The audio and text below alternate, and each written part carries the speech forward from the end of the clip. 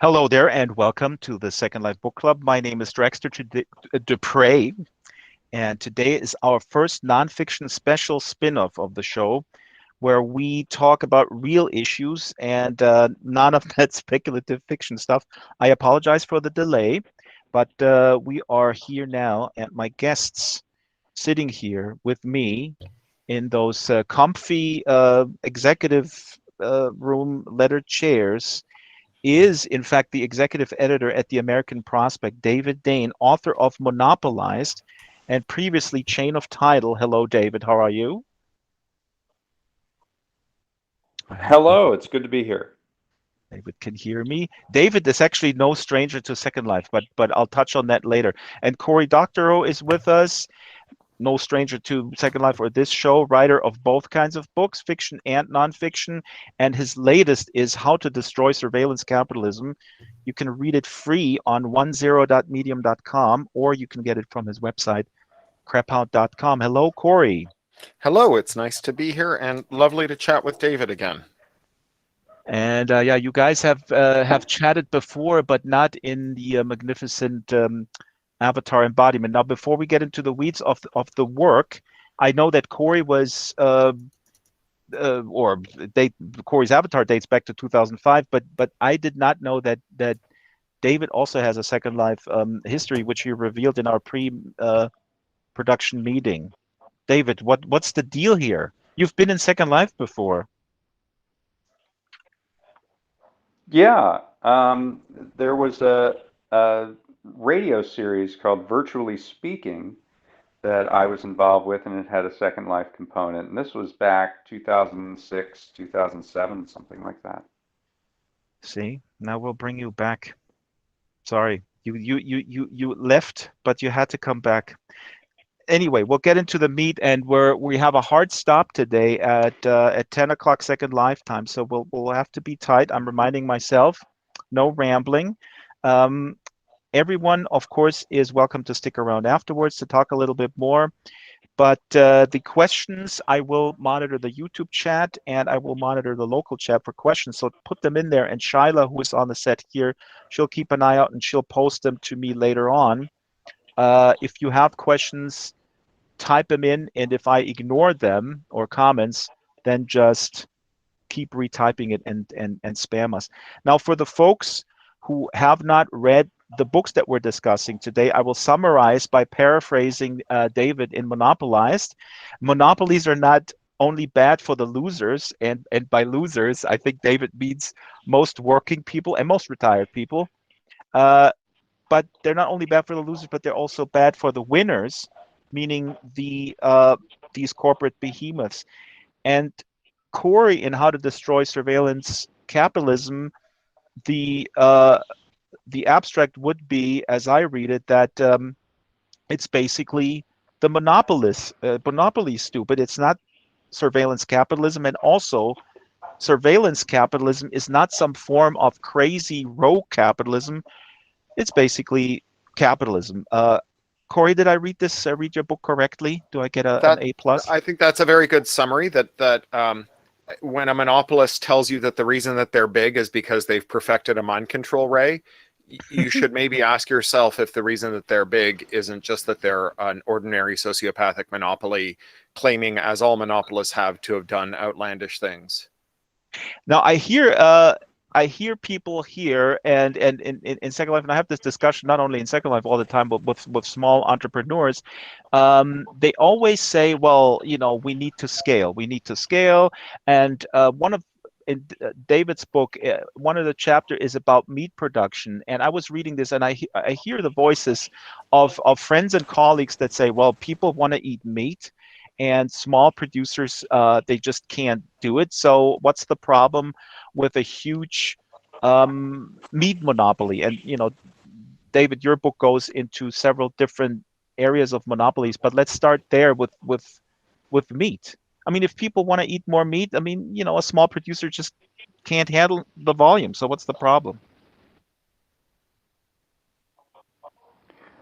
Right. So, I mean, what I tried to capture in my book is that normally we talk about monopolies, at least in the legal structure of the United States, around price. That if you have fewer producers who are selling a product, then they can command a higher price because you don't have options. But there are so many other externalities and side effects to monopoly, and meat is a very good example.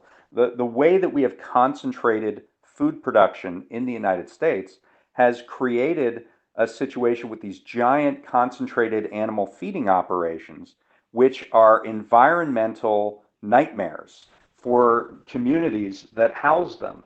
I mean, not only do they give off a tremendous amount of climate emissions, of greenhouse gas emissions, but they are just noxious places to live near. They have Mm. poisoned communities.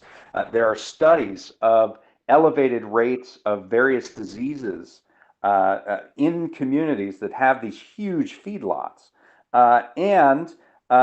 Typically what is done when you're talking about hog production, for example, when you have these manure lagoons that are created to house those the waste product. When you have one of the biggest states for this hog production is North Carolina. When they have hurricanes, all of this hog waste, the lagoons get topped over and literally spread shit all over the state of North Carolina. Mm. So there are externalities. There are, and this is a cause of having these very consolidated systems. Mhm. So that's just sort of one example of how this works. So that comes down then to, I mean, and it's obvious, and if you read your book, I mean, the question is obvious. We need to get used to paying a little bit more to for some of these products and maybe eat a little bit less. But before we go further here, and David, I have something planned because I want you to do a little role play. I'm going to pretend to be my boomer dad who is always upset with his Android phone, and then you have to explain to him why he is upset with it. But first, let the camera zoom out and please let's look at the glory of this set that was built by Ruby. And we're sitting on a gigantic Monopoly board. Well, it's a monopolized board. Because it's David's book out from the new press right now. And if the camera zooms out, we can also see that the audience is sitting on stacks of money.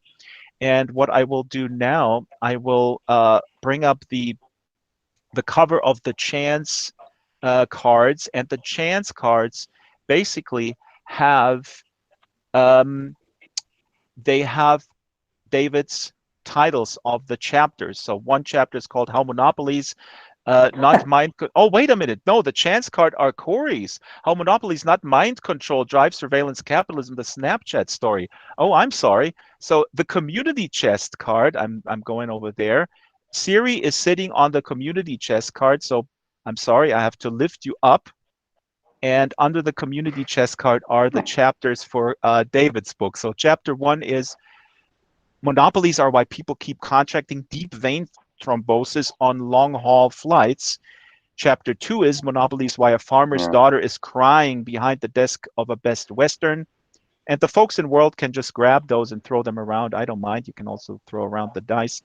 And chapter 3, which we'll get into, is Monopolies are why hundreds of journalists became filmmakers, then back to writers, and then unemployed. So this obviously talks about um, the precarious situation that journalism is in. That's what I really do want to focus on because there's Yeah. also it's simplistic to say that Facebook killed journalism. I mean, Facebook definitely had a hand in it, but both of you guys in your respective books really Mhm. go deeper than that in a much more nuanced way. But real quick, David, so if you go to my dad, I visit my dad on Sundays. He gets super upset about something with his Android phone that Google did this, Google did that. And then I start talking about, well, Google's business model is advertisement. Don't you understand that?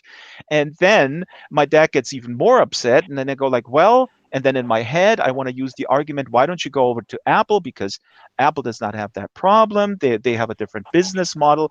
And as I hear my own voice in my head, and especially now after I read your book, I know that that's really not the answer either. So how would you approach Mr. Heinz Drax, 80 years old, who is just completely frustrated with his uh, Android phone? What is the problem? Why is Google doing this to him? Well, I guess he doesn't have much of a choice, right?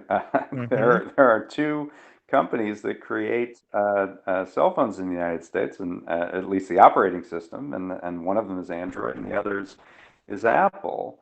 And certainly, uh, uh, what we know about what application developers have been telling us.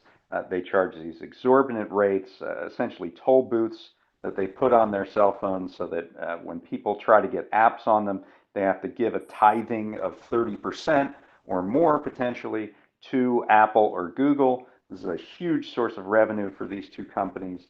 And you see that sort of in an extension of that with respect to online advertising. And so Google Mm. and Facebook in that instance take a large cut of the content and the publishing that is done by these organizations. And it really has changed the way that we're able to get information that we need. It's had a really debilitating effect, particularly on local journalism, where based on a University of North Carolina study, something like 1,800 localities in the United States have no daily newspaper. And of course, when you don't have a spotlight on a particular community, in darkness, that's where corruption happens. So Mm. it really facilitates that. So I would say that the rise of these online platforms and what they're doing around journalism has really had a tremendously negative effect to create these news deserts to allow for disinformation to pop up because there's sort of a lack of a neutral arbiter, and to really allow the fleecing of the American landscape in virtual silence. Mm. I Cory, wouldn't mind weighing in here if that's please. okay. Yeah. So I think that David's getting at something really important and something that really came to me and was crystallized for me reading his really excellent book, which is that the theory of monopoly that's really about consumer welfare, where we just worry about prices getting higher, is it's really an impoverished view of the Mm. problems of monopoly, and that, like so many arguments about markets, it ignores the question of power and what happens when businesses get so much money that they can wield a lot of power in terms of what the rules are that they have to operate by. So you get this flywheel where a company gets very powerful and rich, and then it gets to make its own rules, and then it makes rules that make it more powerful and rich, right? So you see that with the meatpacking industry, where it's doing things that are just like obviously bad, right? Like having a vast lake of pig shit outside your back door is obviously not a fair thing for someone else to do to you. And Mm. yet, the rule is that that's okay. And so, their answer to why do you have a vast lake of pig shit outside my door is, why are you living in a country where it's legal to have a vast lake of pig shit? If you don't like it, go back to Russia. And we see this in the realm of the mobile platforms as well. So Google vastly over collects our data and vastly over retains it. Sometimes it leaks it. Sometimes it's subpoenaed. Sometimes devices get compromised or cloud accounts get compromised, and all that over retained data is leaked to adverse third parties. And in any kind of reasonable world, we would limit gathering up and retaining lots of potentially dangerous data the same way that we limit gathering up and retaining vast mountains of oily rags, right? Data was never the new oil, but it was always the new oily rag. And the reason that, Google and Facebook are allowed to have giant warehouses full of oily rags in the form of our data is because it's legal. And the reason it's legal is that every time someone tries to pass a federal privacy bill with a private right of action, an army of extremely well-paid lawyers descends on DC to make sure that it doesn't happen. And the same goes for Apple, right? Where, Right. it's obviously true that you should be allowed to install an app that you want on your phone, even if Apple doesn't like it or doesn't make as much money as it would if you bought it from their store. There is no rational reason that if I want to sell you an app and you want to buy an app, that Apple should get the veto over what you do with your property and I do with my app, right? That's just nuts. And yet here we are. And so this power relationship is super important.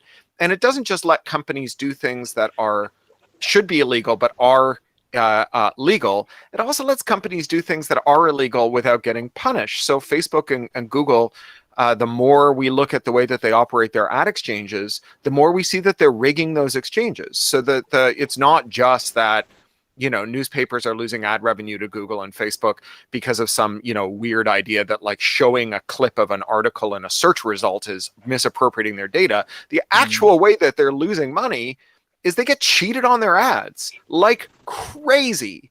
And that's, that's the actual part that's, unambiguously illegal, should be illegal. And yet they get away with because, again, they can just sort of outspend and outmaneuver everyone who wants to hold them account for bad deeds.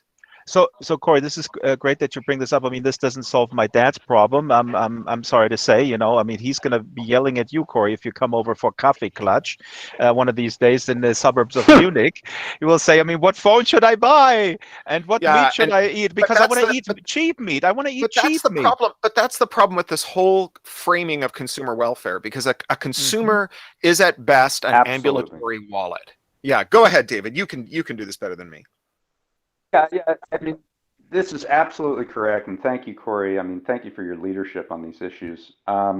We are more than our Amazon Prime accounts. We are not just consumers sitting around waiting to pick up some load of garbage from China. We are producers. We are workers. We are entrepreneurs. We are innovators. We are democratic citizens in a society. And all monopolies impinge on all of those aspects of our daily life as much, if not much more, than how they affect us as consumers. And in order to have a fulsome view of the effects of monopolies and what public policies should be around them, we have to look at all of these other aspects and side effects and implications of having a monopolized economic structure. And whether you're talking about agriculture, whether you're talking about healthcare, or whether you're talking about tech, and on and on and on down the line. I mean, you mentioned one of my book chapters about the airline industry. We have essentially given the ability for airline executives to regulate themselves. And so they squeeze people into planes more and more and more. And every inch that they put that they take away between you and the seat in front of you is another row they can put in the back of the plane. And this is causing an epidemic on long haul flights, people who are so squished in that they get blood clots. And so that is a public health issue that comes out of monopoly. The fact that these companies have the ability to dominate the regulatory space, and there are no alternatives. There's no comfort version of an airline anymore. There's no competition on whether it's a good flight or not. The competition is all about making people as uncomfortable as possible, so you can sell them this sort of through ancillary revenue the ability to be somewhat more comfortable. So Mm. that's I think a good example of what we're talking about here, is that when you narrow it down to consumer welfare, you are not getting at the issue of what the problem is centrally with regard to monopoly. And both of you guys are actually, and that's fantastic. Thank you, David. Both you guys, in your respective books, you go into the history where this actually all comes from. Spoiler alert: it was just slightly before Saint Ronald Reagan came in, where everything started to kind of unravel in terms of antitrust and. Robert Bork is a figure here, and we don't have time to get into it. I encourage folks to pick up Monopolized and get Cory's book on surveillance capitalism. It goes into the history, because this is not, this didn't just sort of magically appear, the situation that we're in. There's a decades-long history, and it's empowering to know where that came from.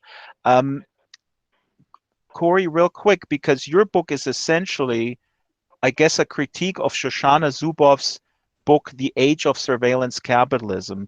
And I did not read this book, but I read some reviews, and my first intuitive thought was exactly what you put forward, which is that surveillance capitalism is bad, but it's and I think you put what the magic ray gun. It's not, it's not magic. It's just another form of capitalism, and monopolies are here really the root cause. So it's not something magic. These tech companies haven't figured this out, and we really need to kind of go deeper.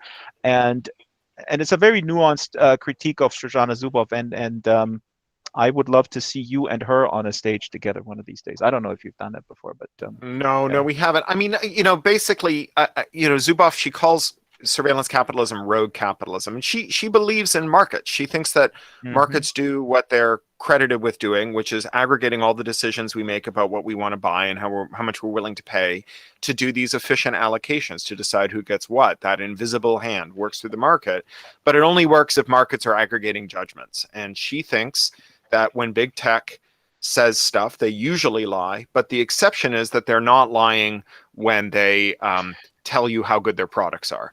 And when they do that, they're actually telling the truth. And so we should believe them when they say to advertisers, buy ads on our platform and we'll figure out how to make people buy the things that you're advertising to them. We'll take away their free will. And she says, well, if you don't have free will, then markets aren't aggregating choices. And if markets aren't aggregating choices, the invisible hand grinds to a halt. And then you have rogue capitalism. And she's, in her own terms, she's right. If they had a mind control ray, all bets would be off. I just think that the evidence for the mind control ray is extraordinarily thin. Yeah. And you know why? Because I get a lot of ads on YouTube that dating women from former Yugoslavia is a great investment. And I've been happily married for 20 years. So the ad targeting is not that great. Yeah, I mean, but also, the idea that the sources she relies on are good sources is also, it doesn't pass critical muster. Like, we shouldn't be believing their patent claims because they're often a source of BS, and we should really be looking at independent scholarly verification. And the one paper she cites is so thin. Facebook did an unregulated psychological experiment on 60 million people to see if they could increase voter turnout. And they found that in the experimental arm, they saw a 0.39% increase over what they expected. And that it sounds like a lot when you multiply it by 60 million because you get hundreds of thousands of votes cast. But that was across all precincts, right? There are no elections that are carried by 0.39% margins. And we should expect that there's at least a good possibility that if they did the experiment again, right, if you subject people to the same stimulus twice, that the second time it will be less stimulating, right? In the same way that I have a little Post-it note next to my camera here in my office that says, turn off the washing machine, because my office is the garage and also the laundry room. And although we have a very loud washing machine, I stop hearing it after 5 seconds. If you showed me the same nudge over and over again, presumably I'd be less nudged by it every time. Now, the fact that Facebook's doing unregulated psychological experiments on 60 million people should alarm us, and it does militate for the position that they shouldn't even be running a lemonade stand, but it doesn't tell us much about their ability to affect our outcomes. So it's really a blind. I mean, it's a very common blind spot of these writers. They want to. They still cannot fathom a world without the world that Robert Bork wanted to have, where a consumer, a quote unquote choice or a price, sorry, is really the sorry, price, not choice. Price is the god of all of them. And I mean, there's a lot of books like that out there where they just can't get over that blind spot. I mean, I don't know if they can't see Well, it or if it's just deliberate trying to rationalize and justify the system that they love, basically.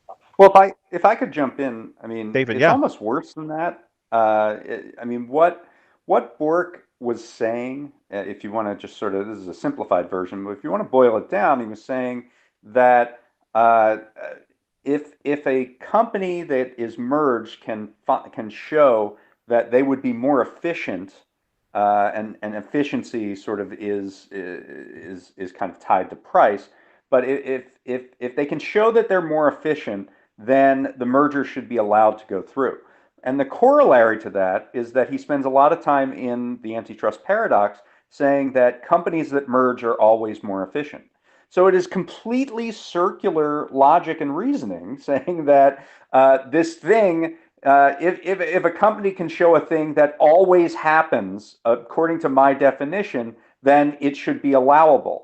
And somehow he has mesmerized the entire judiciary, and Hmm. you know, this in some way wasn't very difficult to do because they reflect a similar ideology to agree with this premise, this Mm. completely tautological premise, and that has been the source of 40 years of ever tightening concentration of industry in the United States. The Antitrust Paradox, that's the book from 1978. Again, this is Robert Borg, and the history is laid out in your books. I just want to mention there's a lot of good comments. I'll get to them in a second. I apologize for our wonderful camera operator. I just dropped one of the cards in front of the camera. This is one of Cory's chapter titles, which is Fake News is an epistemological, oh my God, I can't even pronounce it, epistemological crises. Now, I know that Cory can answer that question. David, can you answer this question? What he means by fake news is an epistemological crisis. In I common mean, words, please. you know, Corey wrote it, so I mean, you might be in better position to do it. But what I would say is that that this whole concept of fake news has been with us for probably thousands of years. I mean, Hmm. in a world before Facebook, we all got email forwards from our uncle that was like re, and it was some insane thing that was going around in certain corners of the internet. I mean, in a sense, we've had fake news. The Gulf of Tonkin incident was fake news, right? So I Hmm. mean, you can go back over time, the sinking of the Lusitania, but what we have now is, uh, and the problem is concentration, right? I mean, when you broadcast on Facebook something that is obviously fake and that is provocative or in some way or another, you're reaching simply an exponentially larger group of people than you ever would through these other means of so-called fake news in other contexts. And so you're able to just broadcast and go viral in ways that you never were before. And it makes it more difficult because this is the only or one of the only channels by which information is presented through a conduit. Uh, this is it's difficult to separate what is fake from what is real, because it's all being sort of given the same, it's all set on the same level, right? It's just Hmm. scrolling through your feed. There's And it no there's become no yeah, way to differentiate. and it becomes an So argument, as so I Cory mean writes. that's kind of how I experience it. Right. the Uh, Corey adds that the argument is that we argue over where we get our news sources, right? That's how I read it, because mm, somebody may say that, hey, this guy looks good. He has a suit and he has good lighting in the studio. so that Yeah. that's not quite right. No, Okay. so here's the thing. We have to elect proxies to tell us what is real, because some questions of reality we aren't qualified to investigate on our own, right? In fact, there are like life or death questions of reality that you cannot personally understand all of, right? You get up in the morning, is your breakfast food going to kill you? Is your kids' distance learning curriculum going to make them, an ignoramus? Should you get on that Boeing 737 Max? Is the cybersecurity that protects the brakes in your new car adequate? Should you get a vaccine? Should you wear a mask? Even if you go and get 5 doctorates and master 2 of these questions, there are 100 left that you cannot personally answer. Is the reinforced steel joist over your head sufficient to keep the ceiling from falling in? Is not a question that most of us can answer. And it would take you 15 years to become adequately educated to answer that question. And so as a result, you have to nominate a process by which you can understand what's true. And that process has historically been neutral regulation and arm's length trusted third parties. And that neutral regulation and arm's length trusted third party has broken down through corruption. And so, as monopolists get to turn truth seeking exercises into auctions, where they get to say what the truth is rather than argue about what the truth is, it becomes ever more reasonable not to trust the processes by which we arrive at a common view of reality, right? Like, I'm not an anti-vaxxer. I'm a very staunch pro-vaxxer. But when an anti-vaxxer says to me, as someone on Twitter did this morning, how can you trust the same companies that gave us the opioid epidemic not to kill us with vaccines? And how can you trust the regulators who sat back and let them murder us by the hundreds of thousands to oversee them now with these vaccines?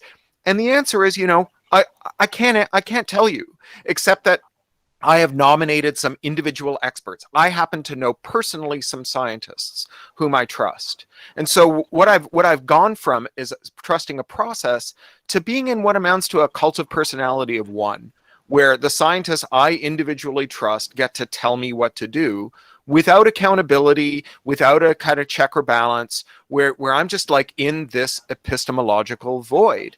And I think that that's one of the great violences that's been done to us. And it's up and down the board. The big 4 accounting firms, who are heavily monopolized, are really engaged in a lot of finance fraud. Every time a business goes bust, it turns out that they've had a clean bill of health from KPMG or Price Waterhouse. And so now you have all these grifters who go around and say, yeah, none of the big 4 accounting firms will certify my books. Why would you value that at all?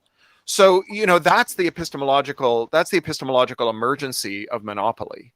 Mm-hmm. But the obvious question is, how do we can we have hope? And both of your books actually do have hope in very different ways, in very, very good ways. Sorry, David, go ahead. Yeah, I mean, the crazy thing about all of this is that we kind of figured out how to deal with this problem 130 years ago. So we passed in 1890 the Sherman Antitrust Act, and then we passed other versions of antitrust laws throughout the next, 50, 60 years, all of which, in a combined fashion, it wasn't a straight line, but all of which combined to be reasonably effective through the 1950s, 60s, and on into the early 70s. And at that point, the regime was sort of reversed. And a lot of that came about because there were people, whether it was small farmers or laborers or just sort of a coalitions of a mass movement that kept this issue alive. There's a short paper by Richard Hofstadter, written, I believe, in the 1960s, that said, "Whatever happened to the antitrust movement?" That's the name of the paper, and his point was that there was, in the progressive era, a real grassroots movement of people who were agitated about monopolies and wanted to break them up, and that created the regime that was built within government to fight mergers and look at concentration, and then as a cause of that, the movement kind of dissipated. Like, oh, government, you got that handled, you figured that out. And then we had the regime without the movement. And then when Robert Bork came in and his like-minded folks and broke up the regime, the movement wasn't there to anchor it and say this is a problem. That's what is emerging right now with people Yeah. like Cory and with the various groups that are out there. What's emerging is the reformation of an antitrust movement that forces the political system to take heed and pay attention. And the And similar, yeah. once they do, they can simply use what's already on the table, and whether that is breakups and whether that is public options, or moving into nationalizations. I'm agnostic about there's certainly virtues to all of those. But I think at the core, you have to have a critical mass of people who say that what we're going through right now doesn't work for the vast majority of citizens. That collectivism. You guys are commies. But no, and you give hope with a great example in Israel, what happened there with really good, very good journalism that was able to set the agenda and then just keep pushing and really rallied people and made people realize that I was not aware that the issue was so big in Israel. Of course, arguably, I mean, it's a smaller country. Maybe it's easier to sway lawmakers, I I would guess, but it's a great example Yeah, of dedicated journalism in conjunction with then helping that the movement on the ground and then just rising up and just taking down yeah. these cronies. It Yeah, is it I is a wanted great to example, talk and about. a lot of Oh, it sorry, was go ahead, driven. David. Oops, Yeah, go delay. ahead, Cory. No, and I was just going to say it's driven a lot Uh, by my friend Guy Rolnick, who did the big paper out in Israel called The Marker. And ironically, now he's at the University of Chicago teaching, which, if you know the history of this, is bizarre. The But Chicago School. yeah, exactly. But yeah, no, Cory, I want to hear what you have to say on that. well, I just wanted to mention something else from your book that was convinced me to go read another book that has been just a wonderful read, which is the role that Ida Tarbell played in bringing down monopolies in the first trustbuster era, where she was this Mhm. semi-independent, muckraking, self-trained journalist who wrote a very thoroughgoing account of the rise of the Rockefeller Empire and Standard Oil in serial form, and it was so terrible when she laid it all out in black and white that it actually Mhm. triggered a mass movement that led to the breakup of Standard Oil, which is, an unimaginable outcome from today's perspective. It would be like a blogger bringing down Facebook and Exxon at the same time. It was quite wild, and I've gone back and reread the book. I'm in the middle of it actually, and it's so good. And there is, because it's in the public domain, there are very good free editions available at the Gutenberg Project. But there's also a guy who reads a lot of public domain books as free public domain audiobooks for LibriVox. And so if you go to the Internet Archive or you go to LibriVox, you can find a great free audio edition of both volumes of the Tarbell. And I thoroughly recommend it.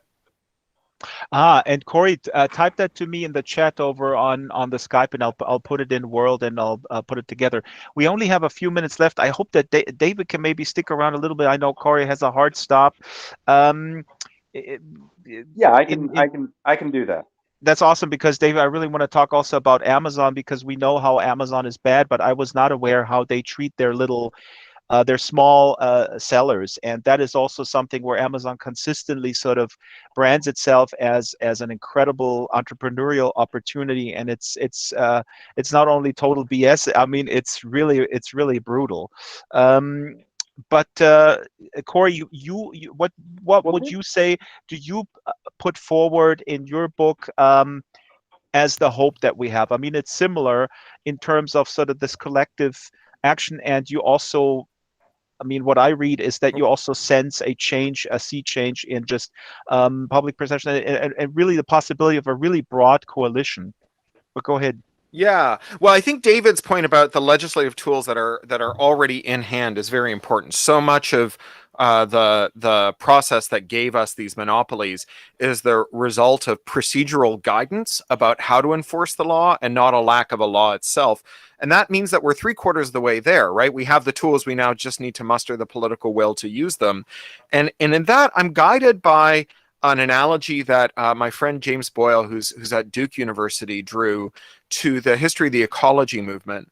And he said that before the term ecology was coined, there were people who cared about a lot of disparate issues, but it wasn't clear that they were on the same side. So, maybe you cared about owls and I cared about the ozone layer. It's not obvious that if you're really into charismatic nocturnal avians and I care about the gaseous composition of the upper atmosphere, that we're fighting the same cause. But the term ecology welded 1,000 different issues into one movement. And it created this very broad base. And I think that, Jamie talks about this in the context of information politics and copyright and so on, which obviously does touch a lot of people's lives. But I think that monopoly, this is far more true because there are people who are really angry that there's only 2 brewers left and they keep screwing over all the little microbreweries. And there's people really angry that all their favorite professional wrestlers now work for the one league that's left for this evil billionaire who made them all really contractors. The biggest issue. Yeah. It really is. Well, they're all begging, No, but the absolutely. reason it's a big issue is they're all begging for pennies so they can die with dignity on GoFundMe because they took away their health care.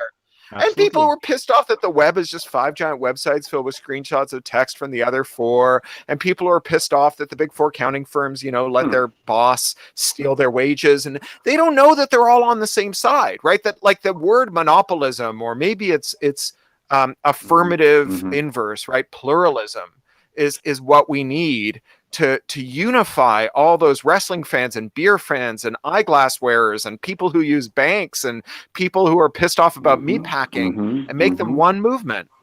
Yeah, we have much more in common across the board here. A doctor that makes 10 times the amount that I make has more in common with me than just maybe 10 years ago before hospitals took everything over, and he's in the same precarious employment situation that I am in. Great comments. We have just a couple of minutes. Please post questions. Ava says here, an old Nokia phone from eBay is the answer. In regards to the Android Apple thing. Kippy mentions a young adult novel by M.T. Anderson called Feed, which is fantastic. I've been trying to get M.T. Anderson on the regular Wednesday show. Feed, folks. It's a fantastic read. Proper journalists were accredited and had rules. Now anybody can start a blog, magazine, or radio show. Yeah, sorry, I have to stop you there. That's not true. Exactly. I was going to throw this to you, journalism. That's just a nonsense thing that people say. Yeah. It's not true. Journalism is a thing you do, not a job you have. Okay, but let's square the circle. You have 30 seconds, Cory, because the issue is like, really, how do we find trusted institutions? I mean, you laid this out really well. It's important, like with the vaccination issue, we need to have people that we can trust, people of expertise, and that has been so muddled through the issues that we've been discussing. You have to have referees who are more powerful than the players in the game. Mm-hmm. If the players in the game are more powerful than their referees, the game will never be trustworthy. That's the bottom line. And so the first job of the state has to be to make the players less powerful. And the second job is then to use that power advantage to make sure that the players don't cheat. Mm. No, I mean, Rosie, I completely understand your sentiment that I think the way you expressed it here, and that's a good clarification here from Cory, but that is something that I hear a lot of my friends say too, is that, how do I know what, actually in a different context, how do I know what CDs to buy? In the olden days, there was just 2 papers. They recommended CDs to me and it was all good. And they're like, are you sure? Ida Tarbell was not a licensed journalist. Ida Tarbell took the issues that the mainstream media of her day wouldn't cover because they were afraid of John D. Rockefeller, and wrote the definitive history of his corrupt empire and saved the world from his monopoly. The golden age was not an age in which the state or incumbent industries got to decide who could write about them. That's not a Gilded Age of any description. And I have to wrap it there. David will Okay. stick with us. Thank you so much, Cory. Lovely to chat and with everyone. David, it's great to talk to you. If you're Thanks, ever in Cory. swing by, it would be great to see you again. You guys can All go right. golfing I'm in nearby, Second Life. so Well, yeah, we'll do that. Yeah. Okay. Cory's website is craphound.com. You can find him everywhere on Twitter, and pluralistic.net or .com, where he puts it together, his long tweets. And go get his book, How to Destroy Surveillance Capitalism. David's book, Monopolized, is out from the New Press. Also, great book, Chain of Title, which I have right here. A wonderful book, and David's book needs to be translated into German so my dad can read it. That's really the biggest issue here, much bigger than the antitrust thing. Folks, thank you so much for coming. This is a special time. We go back to the Wednesday time, Wednesday at 12 o'clock, but we will try to get once a month a nonfiction, social science, political activism topic. We have Jody Armour coming, as law professor at USC, talking about restorative justice. Sapphire Teachout, Kristen Gottseed with a book about why sex is better under socialism. I know people are already writing this down. And Sergio de la Pava, who is a public defender in New York, but also a wonderful novelist, but by night. His day job is a public defender, so we'll talk about mass incarceration, those kind of things. The stream will end, and we'll have David for a little bit, talk a little bit more Monopolized. Thank you so much. Thank you, team. Thank you, Shyla. Thank you, Ruby. Wonderful set. Wonderful set and wonderful camera work by Strawberry from Linden Lab. And I'll see you guys next Wednesday at the Second Life Book Club.